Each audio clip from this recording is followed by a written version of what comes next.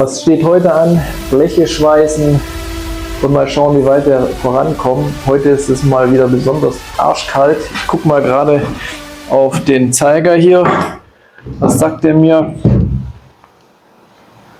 Also -4, -5 Grad, wie immer arschkalt hier drin. Jetzt geht's los. Was hilft's, gell? Das Ding muss halt fertig werden. Ich beginne mal hier das reinzuschweißen.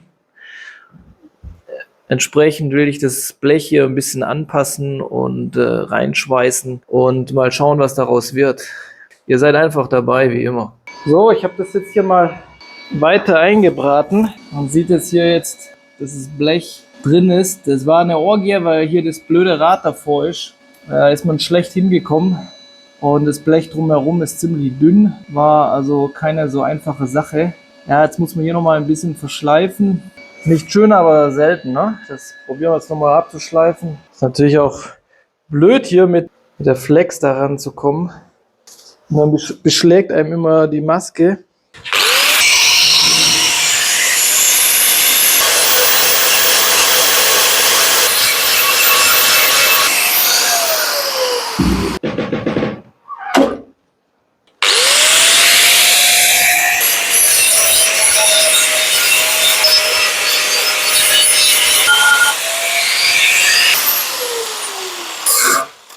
So, das sieht jetzt eigentlich ganz okay aus. Das sieht ganz okay aus. Das kann man nachher noch ein bisschen fein bearbeiten. Jetzt konzentrieren wir uns mal auf die andere Stelle. So, das nächste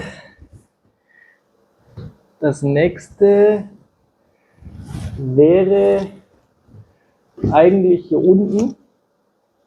Also ich überlege mir noch, wie ich das mache, ob ich hier das rausschneide und dann repariere und wieder neu einschweiße. Also hier nur das Stück abschneide, neu mache, dann hier zugänglich einschweiße, mal gucken. Und ich hatte mir überlegt, hier an dieser Katastrophenstelle hier, das muss ja nochmal weg, der Gammel hier. Und da muss ja mal eine Strebe gewesen sein. Und diese Strebe will ich jetzt ersetzen durch ein Blech.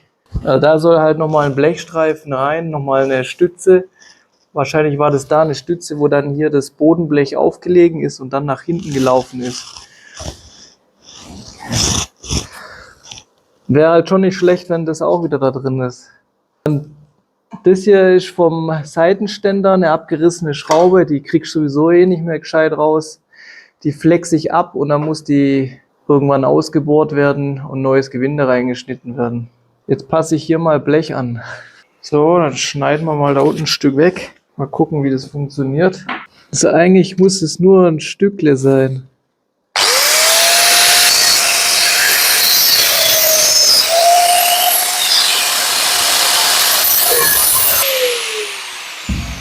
Das ist das da mal grob weg da, ne? Und noch wegmachen hier. Rausschleifen noch. Und wenn ich jetzt hier sowas reinmache, sagen wir mal so. Ja gut, die Kante muss jetzt natürlich weg. Aber wenn das nach oben geht, wäre das auch wurscht.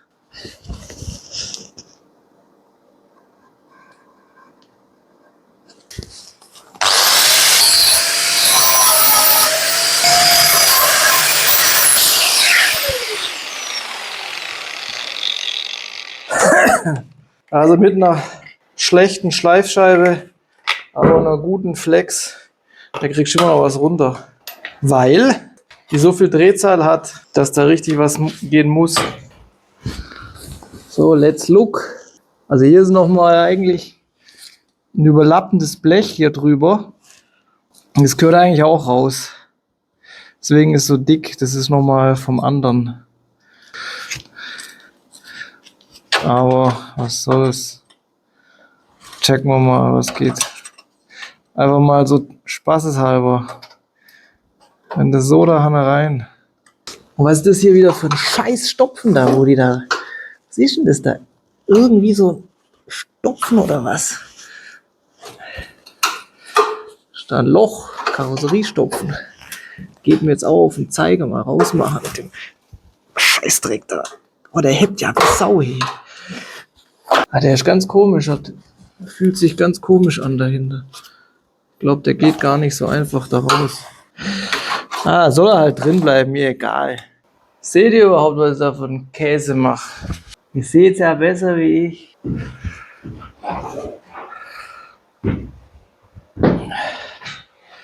Wo ist jetzt das Ding? Das war doch zu lang. Das war doch eindeutig zu lang. Wie sagt der Schwaber, Muckeschiss zu viel. So, auf Augenmaß abgeschliffen, bestimmt zu viel jetzt wieder. Das sieht aus, wie wenn der schon immer da hat reinpasst. Das gehört ja genau so, guck. Ja, das kannst du nein machen. Oh, habe ich das da oben leicht angeschliffen? Ganz leicht angeschliffen, leck mir am Arsch. Ach ja, das muss halt. Man muss ja auch sehen, dass das gelebt hat, das Fahrzeug. Hä?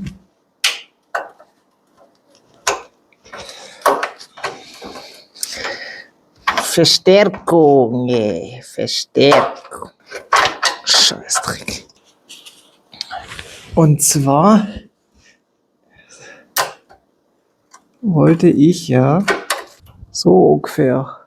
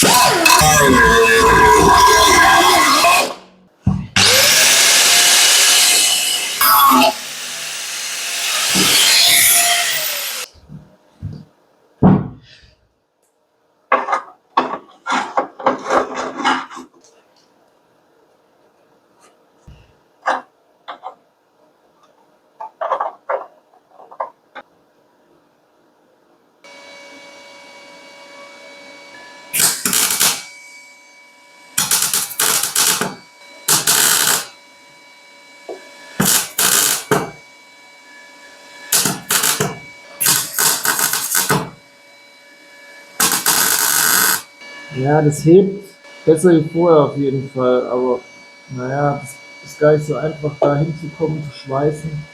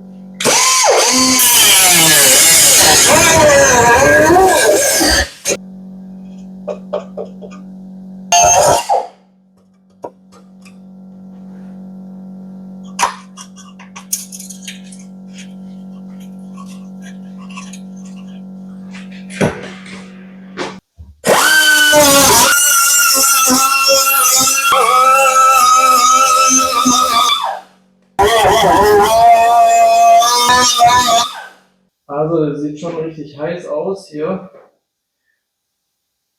Also ordentlich verrostet. Und ich werde das jetzt hier nicht von der Kontur genau gleich machen. Ich werde das einfach zuschweißen. Ich werde da einfach Bleche einsetzen und das zuschweißen, weil das lohnt sich nicht, da jetzt sich hier zu verkünsteln. Das ist nur so ein Low Budget, dass das Ding wieder fährt. Bringt nichts, sich hier zu verkünsteln und einzelne Konturen nachzuarbeiten. Das ist es mir nicht wert, von daher werde ich es zumachen. Einfach, dass es funktionell ist und fertig aus. Das ist hier ein Innenblech, dann noch ein Außenblech. Ich mache jetzt aber nur ein fettes Außenblech hier. Stabiles, muss reichen.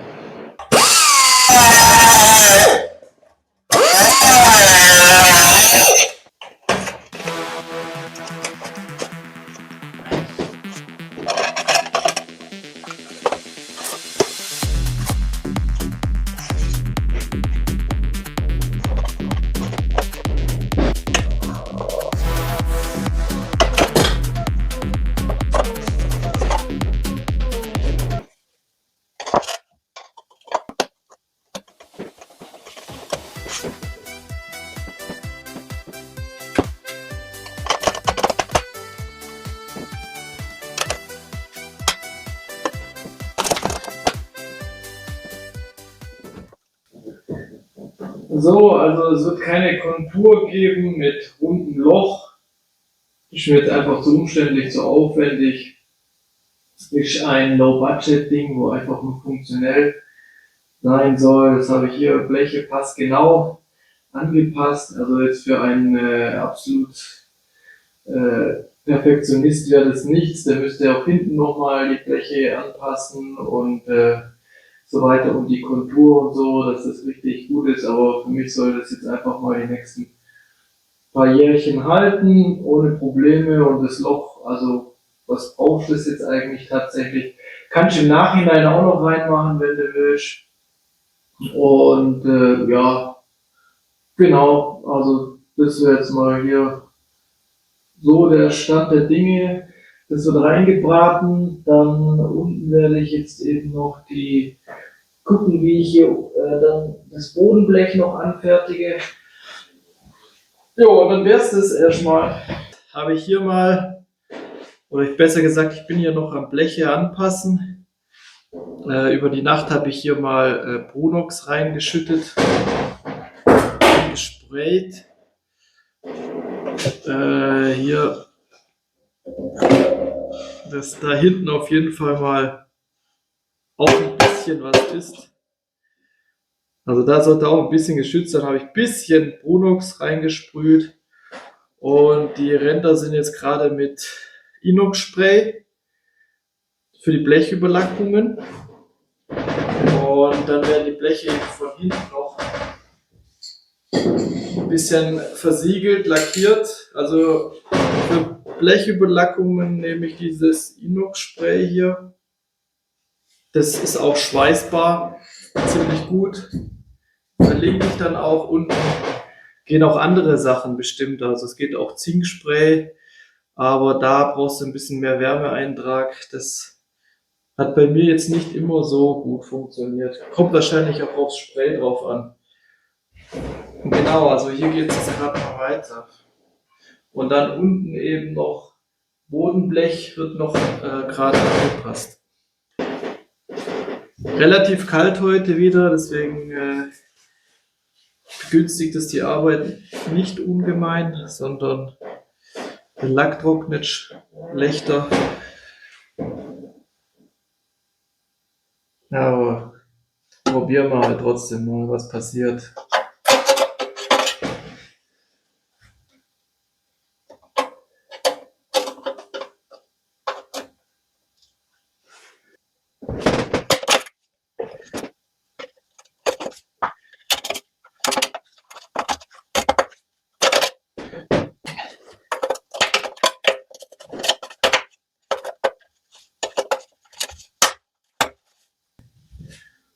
So, jetzt mache ich mal so lange das Bodenblech, bis da mal ein bisschen trocken ist und so.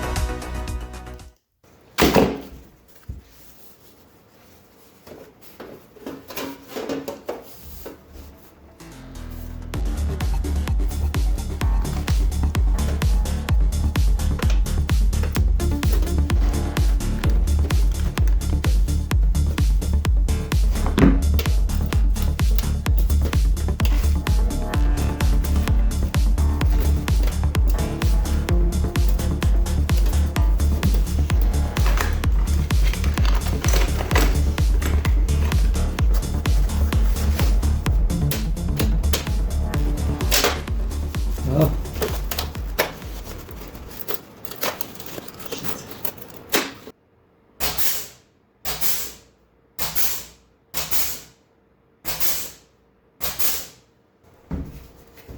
Einfach mal schauen, wie das aussieht.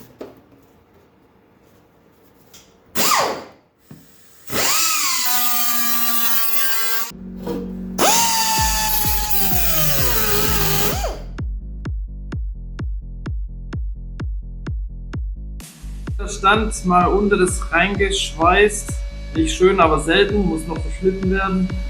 Dann kommt oben noch das andere Blech eben drauf. Und genau hier unten, das Blech hier unten habe ich schon mal angepasst und mich noch ein paar Kleinigkeiten passiert hier unten. Und ja, und so geht es halt langsam voran. Und wenn die zwei Sachen abgeschlossen sind hier und das Unterbodenblech, dann bin ich schon relativ weit. So, mal grobe Einpassung. Da kommt das nächste Blech oben drauf. Ob ich dann da noch ein Loch oben rein mache, das glaube ich jetzt eher nicht, aber kann man ja schon machen. Jetzt mal gucken, was hier raus wird.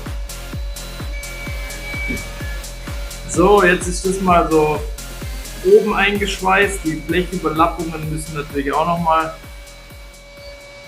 eingeschweißt werden. Und dann wäre das hier vorne fertig. Dann wird es verschliffen und passt für mich. So, zum aktuellen Stand. Also die Flächen hier sind ja geschweißt und schon ganz ordentlich verschliffen. Muss noch ein bisschen mehr. Hier eben auch. Die Kontur ist eigentlich auch gut geworden. Wird noch mal ein bisschen besser und noch im Nachgang verschliffen. Noch nicht alles vollständig gemacht. Hier vorne muss noch verschliffen werden. Das wird dann nachher, nach dem Verschleifen, wird es dann nochmal mit Rostschutz und versiegelt. Also ich sag mal so, die Perfektionisten, die machen dann auch noch das Loch im Detail getreu nach. Das ist mir einfach nicht wert. Es geht hier um Funktion hauptsächlich. Und ich denke, so kann das passen. Ich habe geguckt, so ein neuer Rahmen kostet so ungefähr fast 2000 Euro. Das ist wirklich nicht wert für so ein altes Ding. Da kannst du ja schon neu kaufen. Daher, ich denke mal, so eine zeitgemäße Reparatur ist eigentlich in Ordnung. Ich denke, das passt soweit. Jetzt das Bodenblech hier unten ist ja auch jetzt schon drin. Ich denke, man kann sehen, auch hier die Strebe hinten, hinter dem Blech hier habe ich ja neu gemacht. War ziemlich dünnes Blech, deswegen musste da auch einiges rausgeschnitten werden.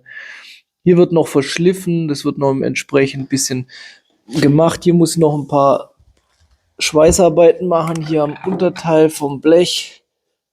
Es wird hier noch reingeschweißt, ordentlich gebraten werden ein bisschen hier vorne. Hier gehört eigentlich, glaube ich, auch ein dünnes Blech drüber, original.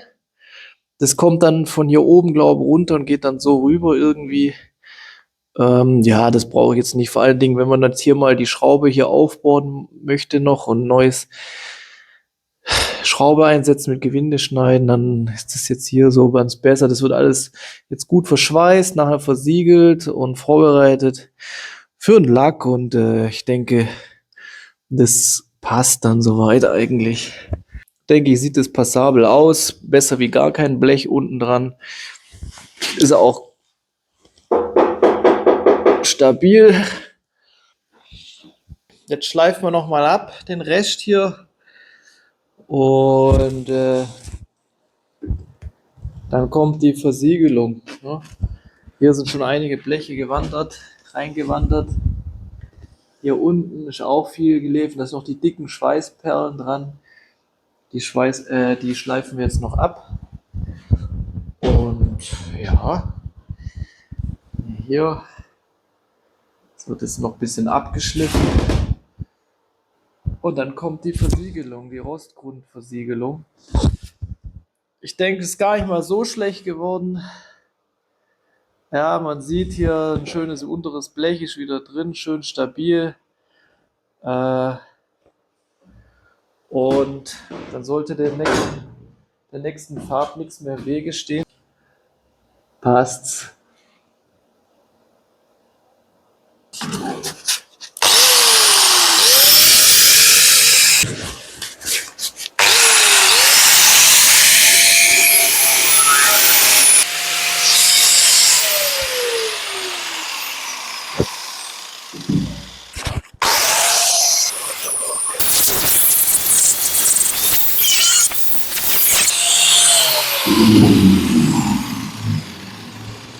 Also ich denke, das sieht gar nicht so schlecht aus. Man muss natürlich auch ein bisschen Blech da lassen. Also es ist ja auch ziemlich dünn, alles so das Blech. Und dann kann es natürlich komplett runterschleifen, bis man nichts mehr sieht. Aber ich lasse lieber ein bisschen Material da, das hält auch. Ja, und das Blech ist jetzt stabil. Gutes 1 mm Blech. Ja, ist bestimmt nicht perfekt. Aber ich bin mal soweit zufrieden. Jetzt kommt dann die Versiegelung dran. Jetzt gucke ich nochmal auf der anderen Seite. Und dann soll es gut gewesen sein mit den Rostlöchern für die nächsten paar Jahre. Also wenn er wieder rausfault, bestimmt nicht am neuen Blech, sondern eher am anderen Blech irgendwo. Aber dann ist mein Job jetzt erstmal erledigt. Jetzt checken wir noch mal oben, was. Das bleibt jetzt mal so. Man kann es auch übertreiben mit dem Schleifen, aber wie gesagt, und wir befinden uns hier nicht im sichtbaren Bereich, deswegen macht es jetzt nichts aus, wenn man hier ein bisschen Schweißnähte sieht.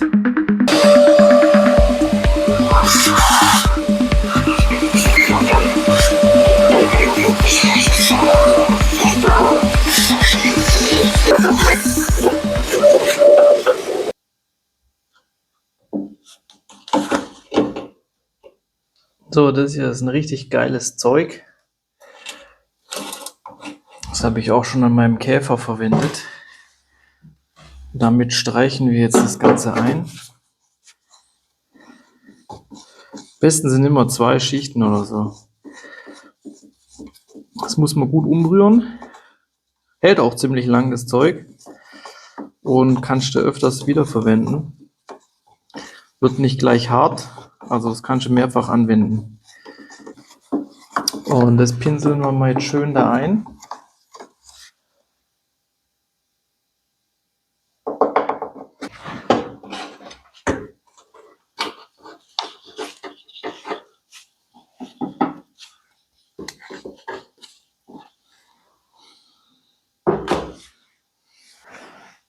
So, jetzt wird mal gepinselt.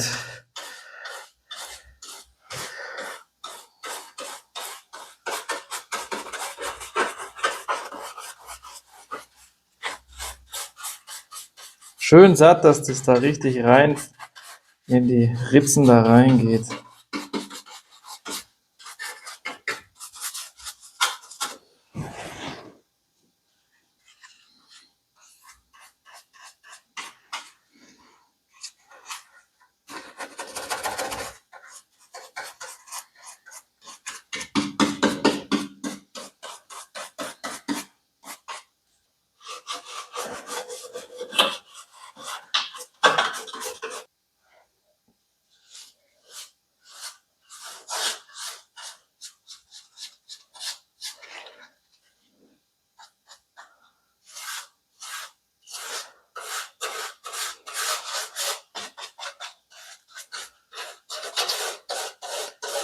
Bei dem Zeug viel hilft viel.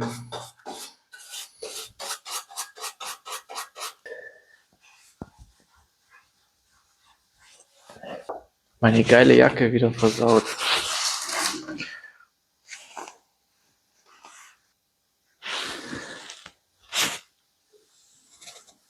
Alles versaut, Alter. Also was ich Opfer bringe hier durch diese Kiste, leck mir am Arsch.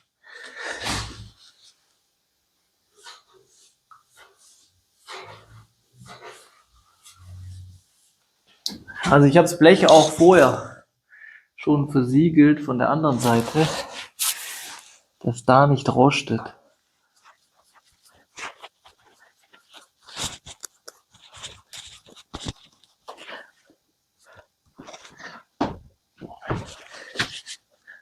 Also das ist jetzt eine Low-Budget-Reparatur, gell? Keine Restauration oder so, einfach nur eine Low-Budget, zeitgemäße Reparatur, würde ich jetzt das mal bezeichnen. Nicht, dass dann wieder die Oberplayer kommen und sagen, oh ja, warum hast du da nicht so und das und jenes alles gemacht? Irgendwo muss man dann auch sagen, lohnt sich das dann, gell?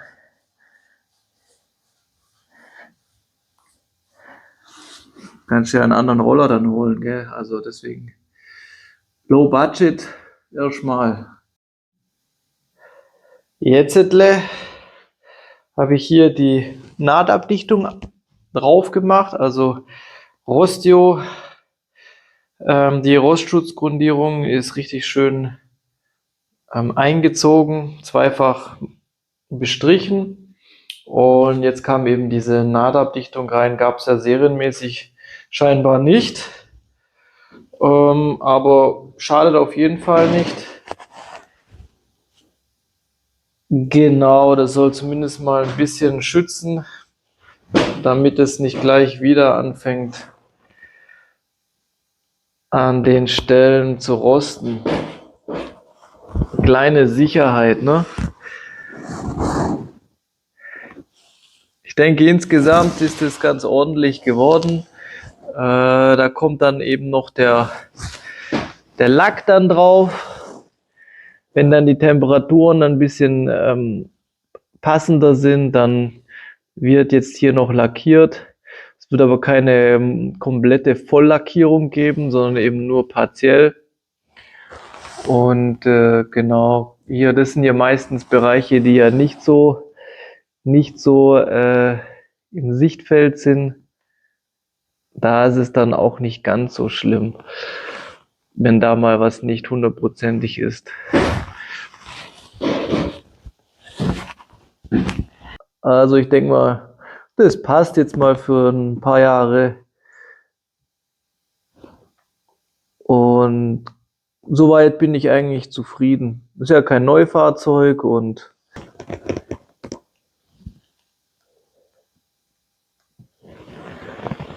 so lassen wir das.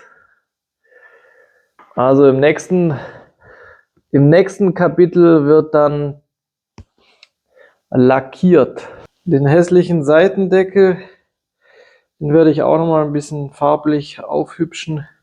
Genau, dann schreckt es nicht jede Sozia gleich ab. Aber mehr wird da nicht gemacht. Also, danke fürs Reinschauen. Ciao.